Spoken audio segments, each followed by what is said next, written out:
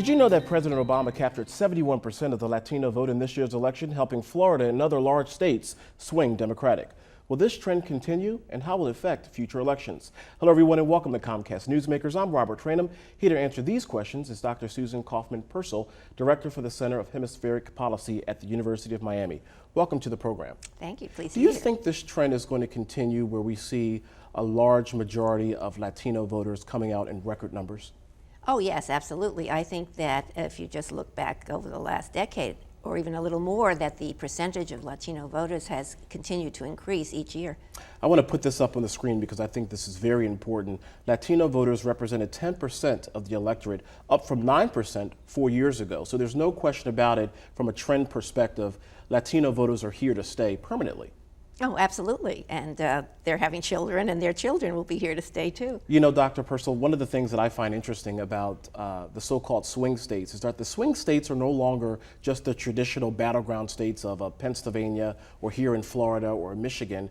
We see Virginia. We see Colorado. We see Texas, perhaps maybe in 2016 or 2020, be an electoral swing state. And the reason why is because of the growing Latino population. Well, it's also because the Latinos have not liked, in general, the Republican position on immigration, and particularly on illegal immigration. And I think that the Republicans are starting to realize that and are trying to moderate their views. But of course, if there's another destructive Republican primary, which is going to pull all the candidates to the right, then of course they're going to shoot themselves in the foot. Another interesting fact that I want to put on the screen here is 1.6 million Hispanics live in Miami-Dade County. That's a large, large number. And my question to you in the context of that statistic is, did we see Mitt Romney? Did we see Barack Obama actually knocking on doors, pounding the pavement in those traditional Latino communities? No, I think that's part of the problem. Not only the candidates themselves, but their operatives, and volunteers. On the Republican side, they did not go into Hispanic neighborhoods. I guess they just gave it up as lost, which is a ridiculous point of view. Is that somewhat of a defeatist attitude you think they had coming out of the primary going into the general election?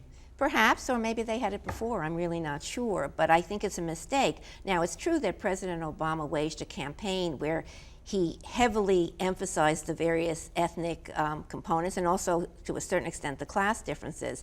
But there's no reason why the Republicans should avoid going into Hispanic neighborhoods. And also what was worrying for, I think, or what should be worrying for Republicans in Florida is that the Cuban American vote, which had overwhelmingly been Republican, started moving toward we don't know if they're moving toward the Democrats or they moved toward President Obama. You know, here's something that I think we need to acknowledge. I mean, when you take a look at the Latino community, certainly they're not monolithic in no way, shape, or form.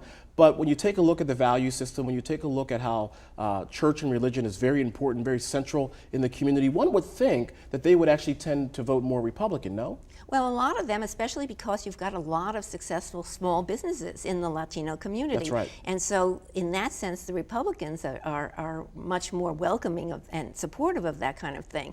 But I think really the problem was that the tone of the debates and particularly of the Republican primary campaign was somewhat hostile and negative. And I think as a result of that, the Latinos and perhaps people of color, different ethnic groups decided, well, they don't want us, and so we're not going to vote for them, and they're going to deport us. We have about 15 seconds left, Dr. Purcell. Do you see a Latino president in our lifetime?